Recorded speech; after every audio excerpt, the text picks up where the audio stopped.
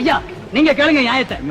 தேர்தல் வருதுங்களா? ஆமா. ஓட்டு யாருக்கிட்டே போடுறதுன்னு கேட்டேன். நான் சொன்னையா நல்லவங்களா பார்த்து ஓட்டு போடுங்கன்னு சொன்னேன். சரிதான் அது. அதுக்கு இது சொன்னது பணம் யார் நிறைய கொடுப்பாங்களோ அவங்களுக்கு தான் ஓட்டு போடணும்னு முன்னாடி எல்லாடி தப்பு அதுல. உன் மேல தப்பு இல்லையா? பணம் குடுக்குறாங்களே அவங்க மேலதான் தப்பு. அப்படி சொல்லுங்க. பணமா பசி தீக்குமே. அப்படியா? ஆமா, எலெக்ஷன் எத்தனை வருஷத்துக்கு ஒரு தடவை வருது?